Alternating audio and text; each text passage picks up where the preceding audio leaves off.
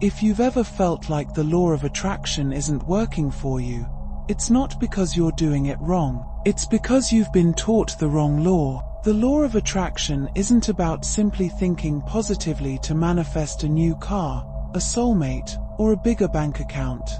What if the real secret lies deeper, buried beneath layers of mysticism, ancient teachings, and forgotten wisdom? Across social media feeds and modern self-help books, the law of attraction is paraded as a spiritual vending machine. Insert your desire, visualize, and receive. But this oversimplified version is a pale shadow of what the ancients knew. It's not about wishful thinking, it's about alignment, not just with your thoughts, but with the very structure of the universe itself. The law of attraction, as it was originally understood, is not a tool for indulgence. It is a mirror, a test, a revelation. It does not respond to what you want, but to what you are. And that changes everything. Because once you understand this law in its true form, you begin to realize every desire, every fear, every unspoken belief is a thread in the web you walk. You are not just attracting things, you are projecting a world from the inside out. The law of attraction is not passive, it is alchemical. It transforms the inner lead of unconscious thought into the gold of awakened reality. Let's go deeper to unveil the forgotten roots of this universal law, tracing it through Hermetic philosophy, ancient Egypt, Eastern mysticism, and Rosicrucian writings. Let's dive into what it truly means to attract something, and how this principle interacts with vibration, will, and the hidden architecture of consciousness. The law, as popularized today, traces back only a few decades to the bright lights of self-help seminars, best-selling books like The Secret, and countless YouTube channels promising instant manifestations. But this is merely the modern echo of something far more ancient. Long before the term law of attraction was coined, the ancients spoke of a force subtle yet omnipresent that weaves together thought, will, and manifestation. To truly grasp its origin, we must go back to the age of Thoth in ancient Egypt, to the Hermetic initiates of Alexandria, and to the secret chambers of the mystery schools. In the Hermetic texts, particularly the Kybalion, one finds the foundational principle: the all is mind, the universe is mental. This is not metaphor, it is a declaration that all of reality is consciousness condensed, that the physical world is but a projection of deeper mental and spiritual realms. To alter reality, then, one must first master the mind. But mastery of the mind is not simply about thoughts or desires, it is about vibration. As Hermeticism teaches, nothing rests, everything moves, everything vibrates. The law of attraction is a subset of this greater law of vibration, a concept that predates Newtonian physics and whispers of quantum truths the ancients seemed to know instinctively. The Egyptians encoded this in the teachings of the god Thoth, scribe of the gods, patron of wisdom and alchemy.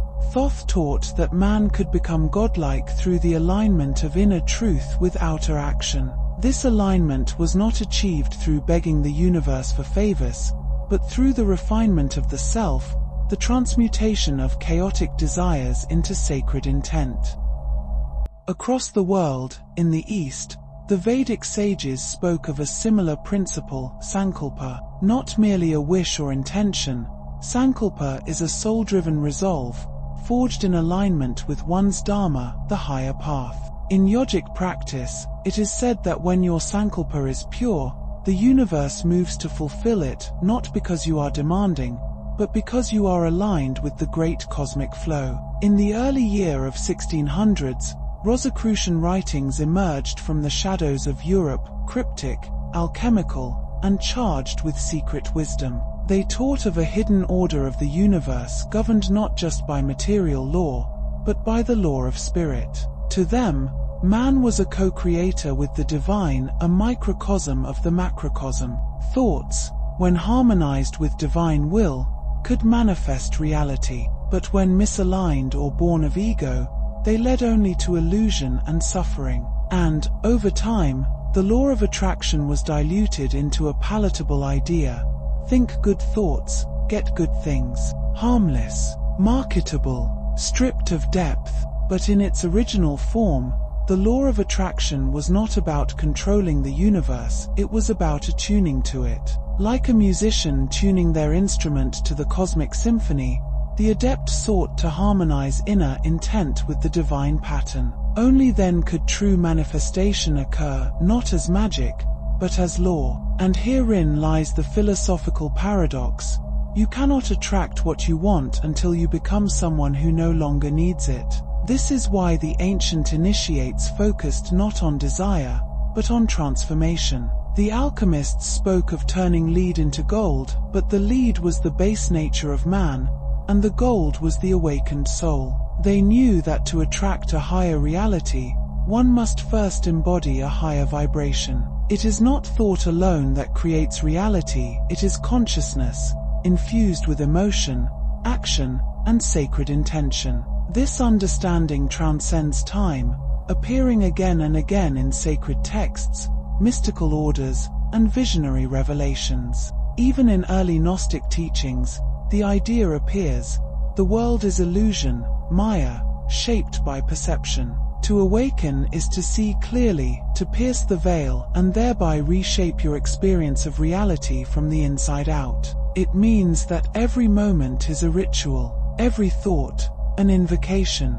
every belief, a spell cast into the matrix of existence. To master the law of attraction is not to control reality, it is to understand that reality is not separate from you. It responds not to your words, but to your frequency, not to your wishes, but to your being. The modern interpretation of the law of attraction says, think positive, and positive things will come. But this is like trying to sail a vast ocean with only a paper boat and a whisper of wind. The true law of attraction does not operate through mere thought, it is governed by state of being. Thoughts are surface ripples, but beneath them lies a current far stronger, your vibration. This vibration is not just emotional, it is a synthesis of your beliefs, intentions, subconscious programs, and energetic frequency. The universe does not respond to what you say, it responds to what you are. Imagine standing in front of a mirror. You smile, it smiles back. You frown, it frowns. You do not try to manipulate the mirror with words or force. The reflection comes effortlessly, because it mirrors you. This is the law of attraction in its truest form. Life reflects your internal reality. This is why ancient initiates placed immense importance on self-purification, not out of dogma, but precision. They knew that if your inner world was clouded by fear, doubt, or conflicting desires, you would manifest confusion, resistance, and chaos, no matter how many affirmations you chanted. Every desire carries within it a hidden frequency. If your desire arises from lack, then what you are emitting is not abundance, but scarcity. You may say, I want love, but if your underlying emotion is loneliness, the universe hears, I am alone, and echoes it back. This is the cosmic paradox. The key lies not in asking the universe, but in becoming the version of yourself who naturally receives what you seek. Don't chase, embody. Don't project from the mind, radiate from the soul. Ask yourself, if I already had this reality, how would I feel? Who would I be? How would I move, speak, breathe?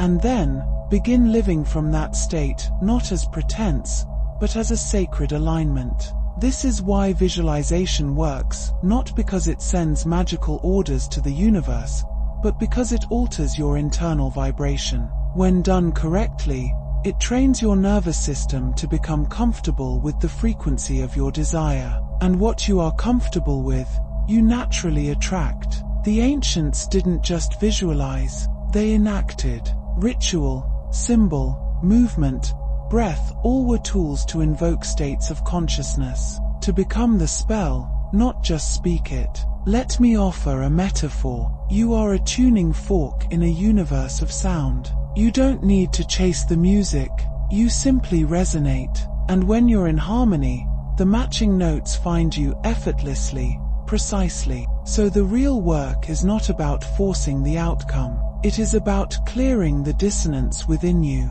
the fears, the stories, the inherited beliefs that contradict your soul's frequency. Until you clear those distortions, you are trying to sing a pure note through a cracked instrument. This is the real alchemy, not turning lead into gold, but turning confusion into clarity, fragmentation into coherence, desire into resonance.